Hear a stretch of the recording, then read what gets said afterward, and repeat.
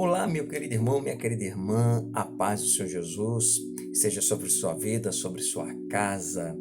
Aqui quem vos fala, pastor Júlio Soduto, pastor da Igreja Nazareno, no bairro Açude, em Volta Redonda.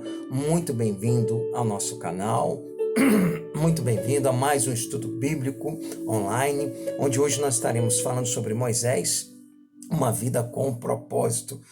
Nós estamos estudando grandes personagens da Bíblia e hoje nós vamos estar falando sobre Moisés. A lição é um pouco grande, então ela será dividida em duas etapas, uma na terça-feira de hoje e na próxima, na outra terça-feira, amados. Então, nós vamos começar falando sobre Moisés hoje, uma vida com propósito, um homem que Deus usou para libertar a Israel naquele período ali egípcio, né, irmãos, que o governo do Egito era a maior potência do mundo naqueles tempos. E Deus usa Moisés agora, um propósito de usar a Moisés como libertador da nação de Israel naquele período, naqueles tempos. O nosso texto áureo para nós nos identificarmos diz: porque a lei foi dada por intermédio de Moisés, e a graça e a verdade vieram por meio de Jesus Cristo. Evangelho de João, capítulo 1, verso 17. Para a nossa meditação, esse é o nosso texto áureo. O nosso texto da lição está no Êxodo, capítulo 2, verso 1 ao 10. Um homem da casa de Levi casou com uma mulher da mesma tribo. A mulher ficou grávida e deu à luz um filho. Vendo que o menino era bonito, escondeu-o durante 3 meses. Não podendo, porém, escondê-lo por mais tempo, pegou um cesto de junco, tapou os buracos com betume e pinche, e pondo nele o menino, largou o cesto no meio dos juncos à beira do rio. E a irmã do menino ficou de longe para ver o que ia acontecer com ele. A filha de Faraó desceu para se banhar no rio, e as moças que tinham vindo com ela passeavam pela margem. Quando ela viu o cesto no meio dos juncos, mandou que uma das criadas fosse buscá-lo. E abrindo o cesto, viu a criança, e eis que o menino chorava. E ela teve compaixão dele e disse: este é o menino dos hebreus. Então a irmã do menino perguntou à filha de Faraó: quer que eu vá chamar uma das hebreias para que sirva de ama e crie esta criança para a senhora? E a filha de Faraó respondeu: vá. A moça foi e chamou a mãe do menino. Então a filha de Faraó disse à mulher: leve este menino e amamente-o para mim, e eu te darei o salário a você. E a mulher pegou o menino e o criou. Quando o menino já era grande, ela o levou à filha de Faraó, da qual ele passou a ser filho. Essa lhe deu o nome de Moisés e disse: porque das águas o tirei. A história de Moisés é uma história de grandes emoções, fortes emoções, mas atenhamos-nos à Bíblia, que diz aqui que Moisés teve uma vida com propósito. Qual foi o propósito de Moisés? Assim como Jesus Cristo teve um propósito, Moisés tinha um propósito. Quando conheceu a Deus, no meio da sarça ardente, no Monte Sinai, onde Deus se manifesta a ele ali em glória, o propósito ali começa. Moisés é chamado para ir ao Egito. Ele já havia tido a fuga do Egito. Passou-se 40 anos, Moisés, quando saiu, ele tinha 40, ele estava agora com os seus 80, e Deus o manda ao Egito para libertar a Israel. Então Deus conservou em vida, aqui Deus permitiu até que a filha de Faraó o achasse, para que lá na frente ele viesse a ser usado por Deus para libertar a Israel daquele período de escravidão. Então esse foi o propósito pelo qual Deus guardou a vida de Moisés, o poupou para que, quando chegasse o tempo, ele fosse usado por Deus para libertar a Israel. Em poucas palavras, nós temos também, irmãos, a leitura complementar, você pode anotar aí, para você poder ler depois, Deuteronômio, capítulo 34, versos 1 ao 12. Vamos dar seguimento à nossa lição. Em poucas palavras, o autor do quarto evangelho nos brinda com a síntese da Bíblia toda. Deixa patente a relação que há entre o Antigo Testamento e o Novo Testamento. O conteúdo temático da palavra de Deus está contido nos termos lei, graça e verdade. Moisés foi tirado das águas e Jesus de Nazaré foi tirado do sepulcro. É precisamente este Senhor vitorioso, Jesus Cristo, que dá propósito e significado à vida. Este versículo, João 1,17, no contexto do Evangelho de João, é muito rico e abrangente. Nos esclarece na lei que foi dada através de Moisés. Também não faltava ênfases na graça e na verdade, mas tudo que dessas qualidades foi manifesto nos tempos do Antigo Testamento. Foi revelado em plenitude, concentrado no Verbo encarnado. Aqui, como nos escritos de Paulo, Cristo substituiu a lei de Moisés como ponto central da revelação divina e do estilo de vida, e mais a nova ordem cumpre, ultrapassa e substitui a antiga. O vinho novo da nova criação é melhor do que a água usada na religião judaica. João 2,10, para você entender. O novo nascimento é a porta de entrada para o nível de vida que não pode ser alcançado pelo nascimento natural. Mesmo dentro do povo escolhido, João 3:5, a palavra viva do Espírito que Jesus concede é muito superior à água derramada no ritual da festa dos tabernáculos no pátio do templo. Está em João, capítulo 4, verso 13, e João 7:37. Moisés foi o mediador da lei. Jesus Cristo é mais que mediador. É a corporificação da graça e da verdade. O verbo era o que é Deus, o que Deus era. Então, amados, para a gente entender aqui a comparação, Moisés, ele na lei apontava, porque todos os rituais ali do templo, do tabernáculo, precisava de sacrifício, de ovelha, de cordeiro, para o sacrifício. E todos esses sacrifícios que Moisés fazia, aplicava ali para o povo, que era a lei que foi instituída em Levítico. Para que você entenda, irmão, é necessário você ler, tá? O Pentateuco. São 5 primeiros livros da Bíblia, a gente tem que ler para entender. Levítico é muito bom a gente ler para entender sobre sacrifício, as coisas que Deus exigia do povo ali, irmão, para a gente não falar besteira por aí. Então você tem que ler a Bíblia para entender a Bíblia, irmão, tá? Não é ficar pegando coisa por aí, igual muita gente gosta de falar. Então leia a Bíblia para você entender o porquê que Deus tinha tanta exigência, porque que Deus ainda tem muitas exigências em nossos dias atuais. Então, naqueles tempos ali, irmão, era muito sacrifício. Então, todos esses sacrifícios tipificavam o sacrifício de Cristo. Porque tinha que trazer, o sacrifício ele tinha o foco de trazer a comunhão do homem para com Deus. E Moisés foi usado por isso. Moisés era como um Cristo, trazendo a comunhão do homem para com Deus. E Jesus agora muito mais, Jesus é graça, né? Era o verbo se manifestando em carne, cumprindo tudo, todas as coisas.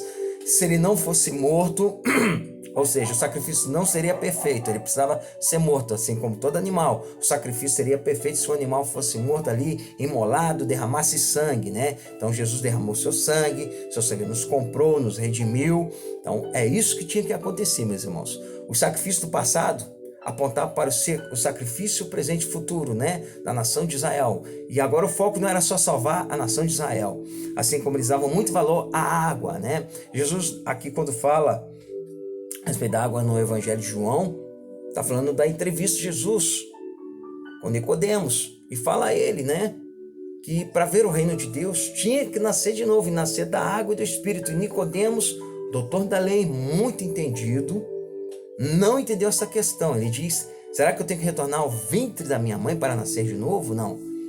A mente tem que ser renovada para entender os conceitos de Deus.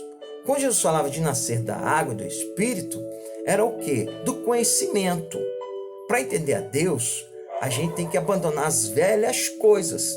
Assim como lá no passado, no deserto, o povo tinha que abandonar o Egito para entender agora as leis de Deus. E para que as leis de Deus fossem aplicadas em seus corações, ou seja, em suas mentes, eles tinham que esquecer o Egito. Assim como nós, irmãos, temos que esquecer o tempo da nossa peregrinação no Egito espiritual, a vida de pecado que vivíamos. Nós temos que esquecer isso e agora nascemos da água do Espírito, ou seja, a mente renovada para entender os conceitos de Deus para a nossa vida, os seus decretos, suas ordens. Então a gente agora, com a mente renovada, nós iremos entender. Nicodemos não entendeu a princípio, demorou a entender. Tanto que ele fala, eu vou ter que retornar ao ventre da minha mãe. Não, a sua mente tem que renovar. Por isso que Paulo fala sobre a renovação da mente, para entender as coisas de Deus, né? Por isso que muitos cristãos não entendem, muitas pessoas sábias, inteligentes, eruditas da vida, não conseguem entender as coisas divinas. Por quê?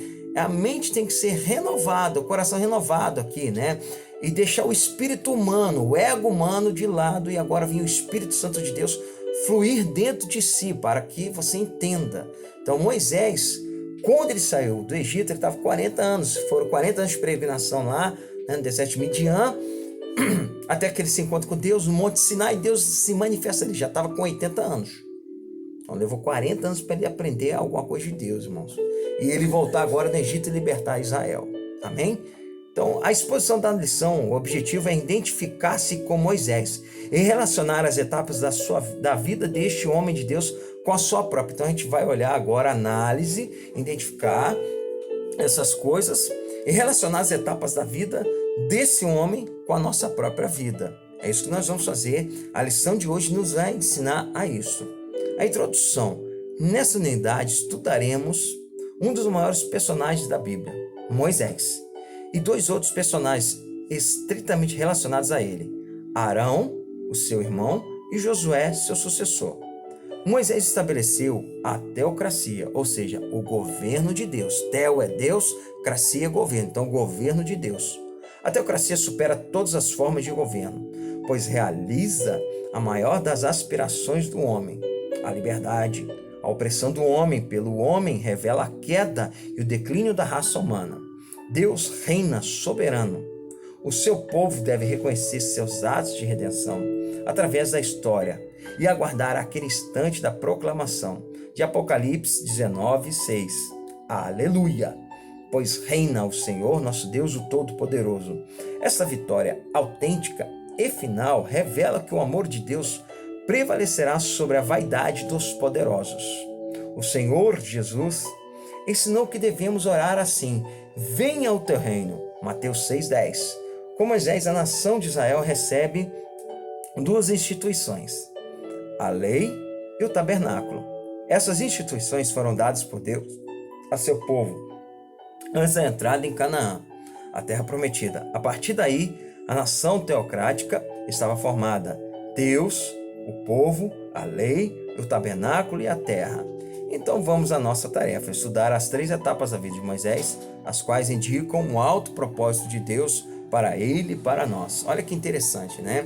As etapas, a lei e o tabernáculo. A lei, ela tinha que estar gravada, entendam, irmãos, não era nos filactérios, como o povo israelita fazia ali, para não se esquecer da palavra. Nós só iremos não nos esquecer das coisas quando elas estão gravadas em nossas mentes. Você, quando tem um compromisso, todos nós temos o hábito de pegar uma agenda, colocar numa agenda ali o compromisso, as contas para pagar, né? Ou então, algumas pessoas são tão boas de memória que elas guardam em suas mentes. A palavra de Deus, ela foi escrita na Bíblia para nós aqui hoje criar essa Bíblia, né? Lá, aqui está a Bíblia, aqui está a palavra de Deus. Mas se ela não estiver gravada em nossas mentes, ela vai continuar aqui. Isso aqui é para a gente ler, interpretar e guardar. Mas eu vou guardar onde? Na minha mente, na minha CPU humana. Assim como o computador, ele tem várias informações. Estão em sua CPU, no seu HD, que a gente chama de HD, é onde guarda os arquivos, guarda tudo. Então você tem um HD aí que é a sua mente.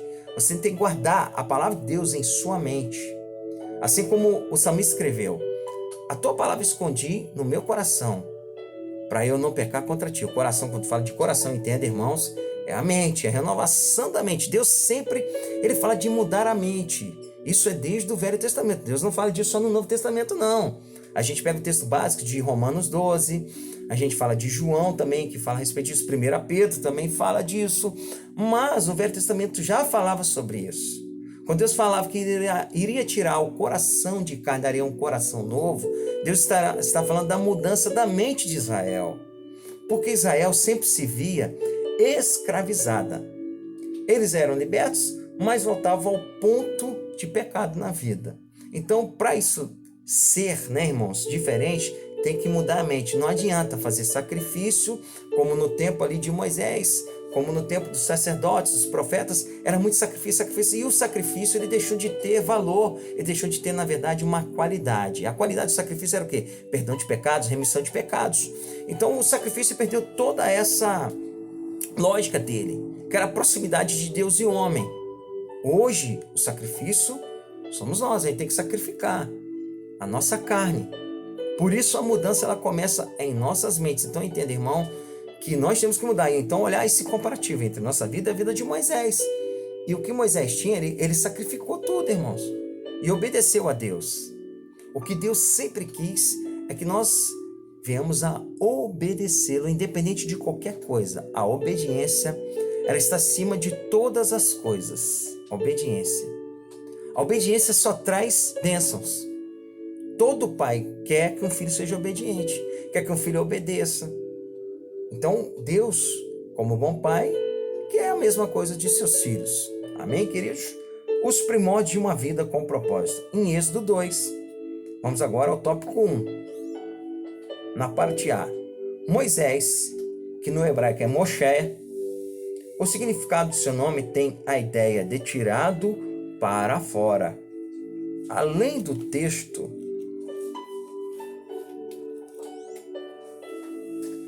de Êxodo 2:10, podemos verificar outra referência verbal.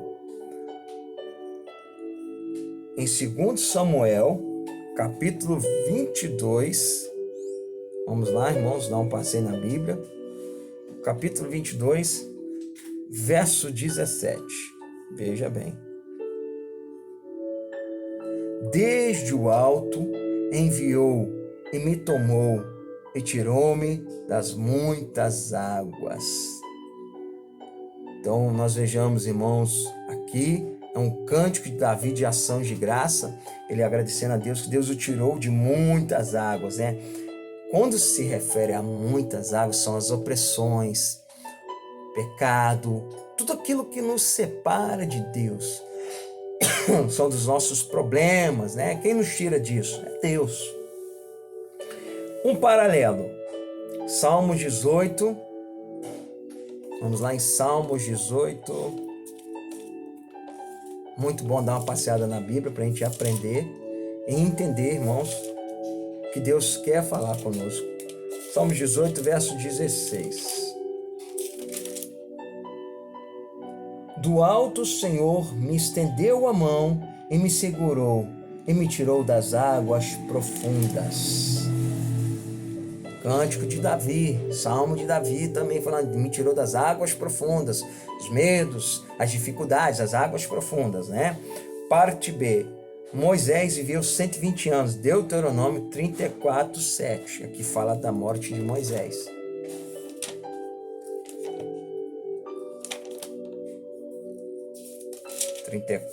Verso 7.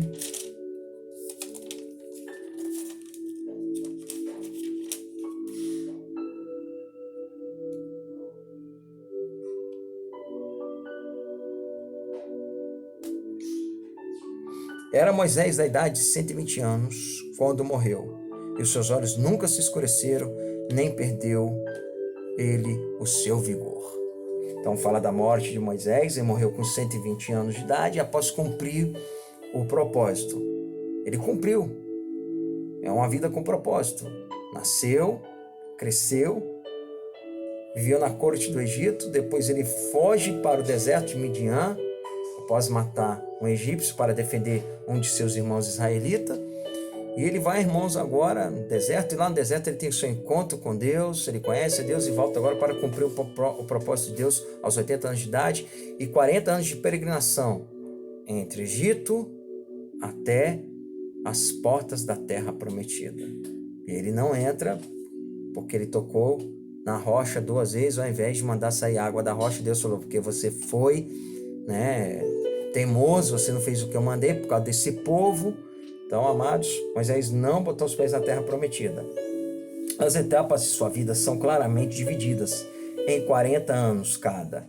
Primeira etapa, tirado das águas. Viveu na terra do Egito, onde nasceu, e foi educado em todas as ciências dos egípcios. Isso está, irmãos, para comprovação, em Atos 7, versos 22 e 23. A segunda etapa, tira as sandálias no Monte Horebe. Vivia como peregrino na terra de Midian, e ali tem um encontro com Deus. Atos também, 7, versos 29 e 33. A terceira etapa, tira o seu povo do Egito. Essa foi a missão de Deus para ele. Êxodo 3, 10. Deus escolheu a ele, irmãos, o período dele, né? A sua vida, 40, são 3 ciclos de 40. Deu 120 anos. Ele cumpriu com o propósito que Deus havia reservado, que nós lemos lá no início. Quando ele nasce ali, Faraó havia mandado matar todos os meninos que nascessem naquele período ali. E aí a mãe de Moisés, ela esconde ele e bota ele lá num barquinho, né, irmãos? Um mini barco lá, uma cesta feita de junco. E a filha de Faraó vê ele era bonito, um menino bonito, ela gostou. E depois de uma certa idade ela o cria como seu filho. Então ele vive agora o melhor momento da vida dele. Mas na verdade Deus usou disso tudo, pois para Moisés conduzir o povo, todas essas coisas, Moisés era um homem que sabia falar bem, irmãos, porque ele vivia na corte ali, né? Era um homem educado, foi criado dentro da corte. Todas essas coisas iam contribuir para o propósito de Deus de libertar a Israel. Pertencia à tribo de Levi. Êxodo 2, 1. Era filho de Arão e Joquebede. Êxodo 6, 20. E 1 Crônica 6, 3. Há quem opine que era descendente e não filho de Arão, pelo fato de que seus pais não são chamados por nome no relato detalhado de sua infância, no capítulo 2 de Êxodo. O Senhor Deus usa a família nos anos formativos de uma vida com propósito, com firme alicerce estabelecido no temor do Senhor e demais experiências da vida, como a educação e a profissão irão concorrer para que Deus alcance seu objetivo em tal vida. A primeira etapa da vida de Moisés, é marcada por milagres. Versículo 2, escondido por 3 meses, foi poupado da morte. O edito de Faraó, em vigor, mandava matar todo recém-nascido sexo masculino. E foi poupado. Verso 2 de Êxodo 2. Escondi por 3 meses. Verso 6. Como o menino chorava, foi visto com compaixão. Isso nos ensina que o choro pode antecipar um milagre. Verso 7 e 9. Mesmo sendo adotado pela filha de Faraó, foi criado pela mãe legítima e ainda recebeu recursos daquela para criá-lo. Nós vamos ficando por aqui, irmãos. E o interessante é que a vida de Moisés é uma vida de altos e baixos. Moisés, por várias vezes, conduzindo Israel à travessia do deserto, Deus várias vezes, por causa da teimosia do povo, falava em eliminar aquele povo, fulminar aquele povo ali. Irmãos, olha, vocês não têm ideia de como Deus naquele tempo fulminava. Os filhos de Arão ofereceram fogo estranho ao Senhor, irmãos. Eles foram fulminados na hora. Deus fulminava assim, irmãos, um estalar de dedo. Hoje a misericórdia de Deus é grande. Hoje a gente tem que agradecer a Deus. Deus deixa a gente acordar todo dia. Naquele tempo o camarada não sabia se ia acordar no outro dia não, que se Deus fulminasse, fulminava. Então o temor naquele tempo, ao mesmo tempo que as pessoas tinham respeito a Deus, elas violavam muito a lei. E aí, no violar a lei, iam lá oferecer sacrifício de comunhão, sacrifício de perdão, sacrifício de diversos sacrifícios. Você vai ler em Levítico. Eu não consegui memorizar a todos, mas alguns. Mas o livro de Levítico explica bem essa questão. Isso é importante você ler, para você entender. E aí, meus irmãos, Moisés via sacrificando ali, através do seu irmão Arão, que era o primeiro levita, né? O primeiro sacerdote. E aí Deus pega, irmãos. Ele chega uma hora que Deus se cansa. Lá já no reinado de Saul, Deus já estava apontando para isso, que Deus não queria mais sacrifício. E Saul foi um rei totalmente desobediente. No início, enquanto Saul fazia o que Deus queria, Deus estava com ele. A partir do momento que ele andou segundo seu coração, ou seja, segundo seus pensamentos, Deus abandonou a Saul. Tanto que ele não mata o rei Agag. Deus fala para ele que era para ele matar, ele não mata. Samuel vai lá, mata o rei. E o que acontece? Deus fala para ele. Ele vai aos pés de Samuel e rasga ali uma parte da roupa da estola da roupa de Samuel. E aí Samuel fala para ele, assim como o seu reino, você rasgou aqui, o seu reino vai ser repartido, vai ser tirado de você, porque uma parte da roupa dele foi tirada. Então fala para ele, agora também o teu reino vai ser tirado de ti, por alguém melhor do que você. E aí certa vez ele está lá fazendo sacrifício, não sem Samuel ainda para piorar a situação. Samuel fala que Deus não queria mais sacrifício, Deus queria arrependimento. O arrependimento é o quê? Mudança. Muita gente sacrifica em vão. O que a gente aprende com a lição, irmãos, é que a gente tem que ter um propósito. A lição vai nos ensinar isso. Eu quero que você leia os textos bíblicos que eu falei, para você entender que nós temos um propósito. Nicodemos ficou sem entender o propósito. Ficou todo embolado. Como eu vou voltar ao ventre da minha mãe para nascer de novo? Então, quando a gente nasce de novo, é na nossa mente. E a Bíblia toda, irmão, você vai entender isso. A Bíblia fala sobre coração transformado. O coração transformado é mente renovada. A Bíblia toda aponta para este momento. Não é só no Novo Testamento. Nós pegamos muito lá o texto de Romanos para falar sobre isso. Mas aqui hoje está ensinando que nós temos um propósito com Deus. E a palavra do Senhor tem que estar gravada em nossas mentes. Que Deus te abençoe. Ficamos por aqui. Até terça-feira que vem, em nome de Jesus, dando sequência à vida de Moisés. Uma vida com propósito. Deus abençoe a todos. Fiquem na paz do Senhor Jesus.